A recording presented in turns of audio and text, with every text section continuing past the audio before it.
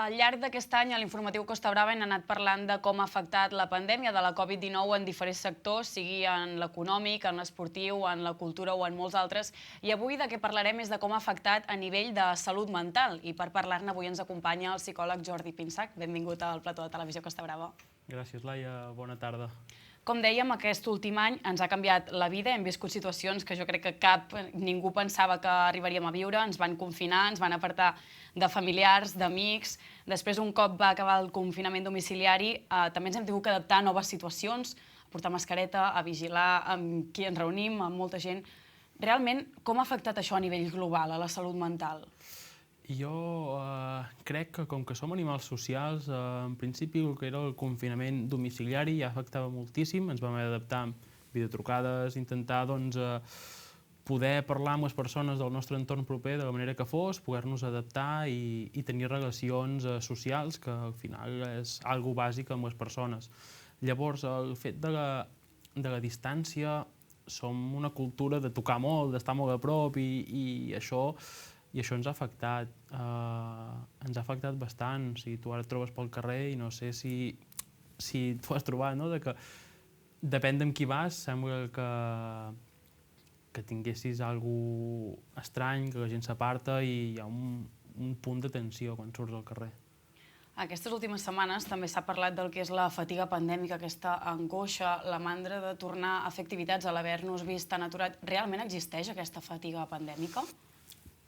I jo crec que la fatiga pandèmica també afecta molt el fet de, com que tenim una incertesa, que hi va haver-hi un punt que semblava que si et portaves bé afluixaven les restriccions i després ja no teníem la part aquesta d'acció-reacció o causa-efecte o conseqüència, i ara hi ha aquest punt d'incertesa i dius, per què tornar a fer les coses, o vigilem no tornar a fer les coses, ens quedem-nos a casa i així, com a mínim, a mi personalment, la meva part de responsabilitat no me la podran tirar encara. Jo crec que la fatiga pandèmica gira al voltant d'això, no tenir una conseqüència directa de com ens portem efecte perquè semblava que estàvem en restriccions però pujava, no hi havia restriccions, baixava, no hi ha una associació directa. I la fatiga pandèmica pot anar per aquí, a part de que portem ja més d'un any amb aquesta situació i ens està apretant fort. Ara parlaves d'això, de les restriccions, el fet de que ara aquesta restricció sí, ara no, arriba un punt de que ja ben bé no tens ni clar el que pots fer, el que no. Vaig a un restaurant, ara no sé si puc amb 4 persones, amb 6, el confinament, ara comarcal, ara perimetral. Això també mentalment té que costar gestionar-ho.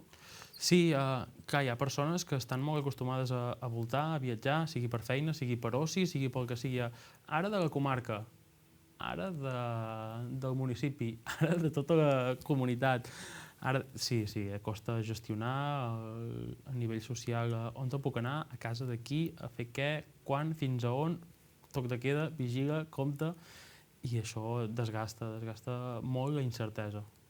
Pel que fa als psicòlegs, al llarg de tot aquest any que estem visquent la pandèmia, heu notat algun punt, en algun moment clau, que heu notat un increment de trucades, de consultes, no sé si durant el confinament o, per exemple, un cop es va acabar el confinament, quan molta gent ha vist que ha perdut la feina, el moment de perdre familiars, hi ha hagut un punt clau en què era realment preocupant? Jo crec que encara ha de vindre.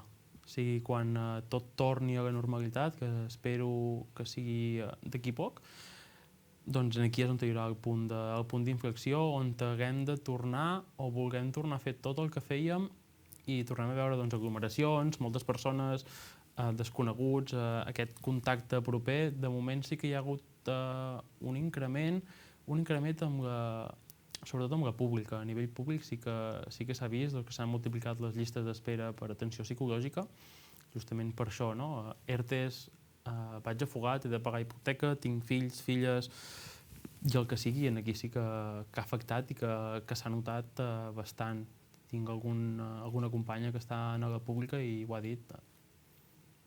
Em fa cosa fer vacances perquè ha allargut una setmana més la llista d'espera i és prou llarg, i això també a nivell professional genera angoixa. Igual que els sanitaris, quan acabi tot això, haurien de passar obligatòriament tots, perquè la feina que estan fent és d'admirar. Justament el personal sanitari també és un àmbit en què han patit molt mentalment, han viscut unes situacions molt complicades. Espero no trobar-me mai la situació del fet d'haver de decidir qui ha de viure i qui no, en funció de qui és més útil a nivell social.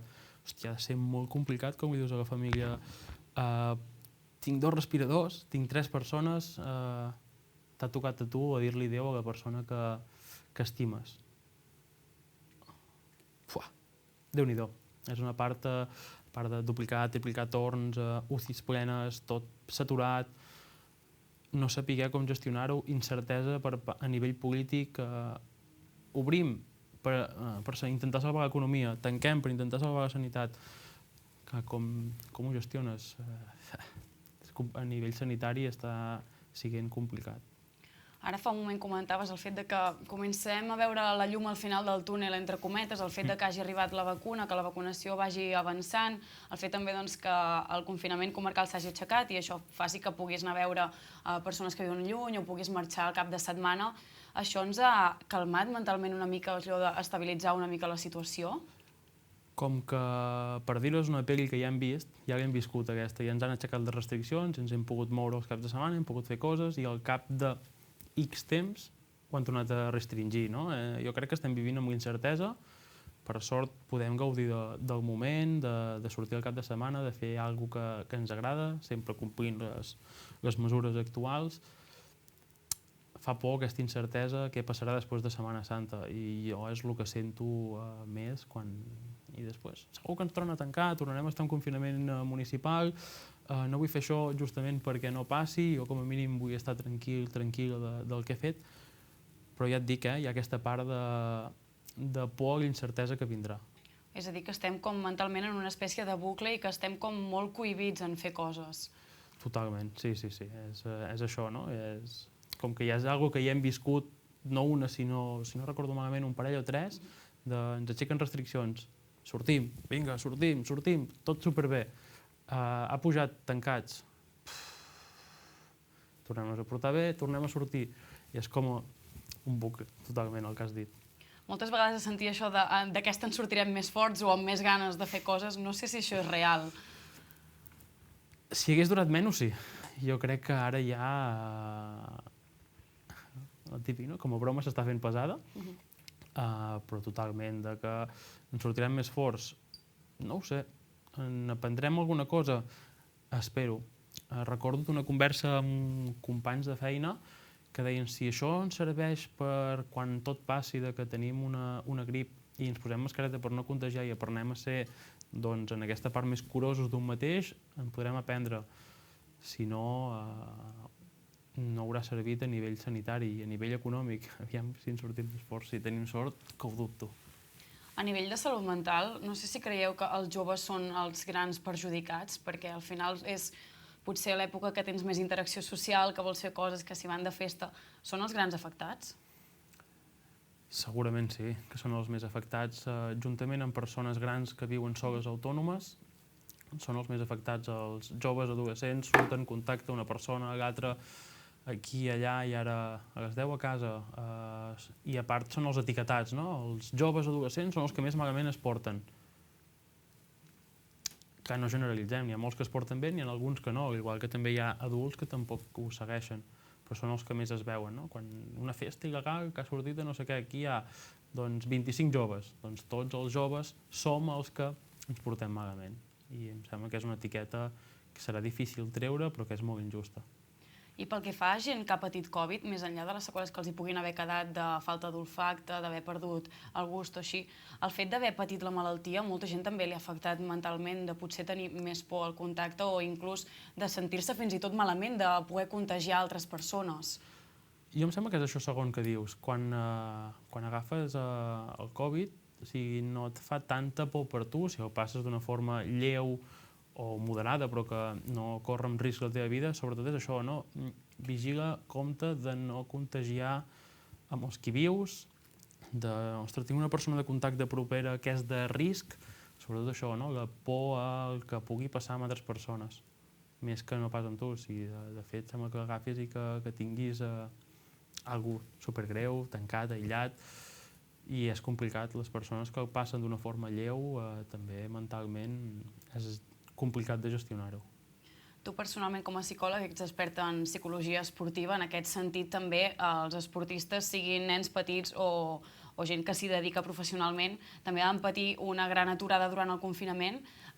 Mentalment ha sigut complicat tornar a les competicions, als entrenos, perquè potser arribes que no estàs tan en forma, que has estat tan aturat, aquí també té que haver sigut complicat el tornar a competir o a tornar a fer aquesta pràctica esportiva. Sí, totalment. Una de les nostres especialitats, i on tenim bastant volum, és la psicologia esportiva, i el fet de parar. Recordo una anècdota, un entrenador del club on estem, a Banyoles, que deia, no sabia si se parava o no es parava la competició, parlo del març passat, i clar, es para. És el moment, aquest esport s'entrena des de l'agost fins al març per poder competir de març a juliol, més o menys, no? I clar, compte que porten 18 mesos entrenant, només entrenant, igual que altres esports, patinatges, etc., que entrenen molt per competir poc. Hòstia, està sent dur, i sobretot el no saber... Hi ha una data, al cap de 2 setmanes s'anul·la, s'ajorna, es posposa, i que al final intentes mantenir la motivació, però inconscientment baixa, és normal, no? Com jo puc aportar un esportista que entrena per competir, i li treus el més maco de l'esport, no? Que és el competir, i a nivell professional o esportistes d'elit, la sort que s'ha pogut anar competint sense públic, que es troba a faltar, però no has perdut aquest rodatge de segueixo entrenant, competeixo, entreno, competeixo, i al final fas girar la roda d'una forma diferent.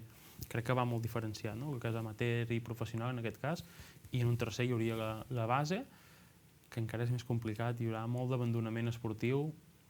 Crec que ja n'hi està haguent, no sé els números exactes, però és que no estic motivat per entrenar. Jo el que vull és jugar a partits. És una frase que sentim bastant. Serà difícil tornar a recuperar aquesta motivació? Jo crec que no. Crec que al moment que es pugui tornar a competir i vegin que realment hi ha una regularitat, diran que bé, es torna a competir. Tinc ganes de tornar a jugar a partits, de sentir els nervis, de marcar més gols, més punts que l'equip rival, de guanyar, perdre, aquesta rivalitat.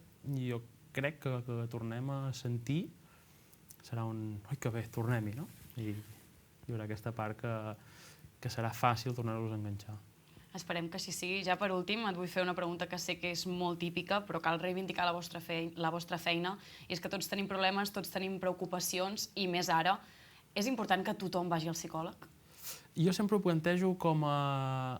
Qui no voldria tenir... Ja no et parlo d'un cop a la setmana, ni un cop cada 15 dies, un cop al mes, algú que t'escoltés, sense jutjar-te, sense demanar-te explicacions del que fas, simplement que vas allà, t'escolta i t'ajuda a organitzar i ordenar una mica millor la teva vida i a treure els recursos que portes a dintre. Jo crec que així ens ho voldríem tots, no? S'ha de treure el tabú de que qui va al psicòleg està boig o boja, simplement és millorar la vida, millorar la salut mental, la salut emocional, que és el que ens ajuda a estar sants a nivell mental i de seguir amb les nostres vides. Per tant, a qui no li agrada sentir-se escoltat? Doncs Jordi, moltíssimes gràcies per acompanyar-nos i per la tasca que feu. Moltes gràcies. I a vostès moltíssimes gràcies per seguir aquesta entrevista. Nosaltres, com bé saben, tornem en menys d'un minut amb més notícies d'actualitat. Fins ara, no marxin.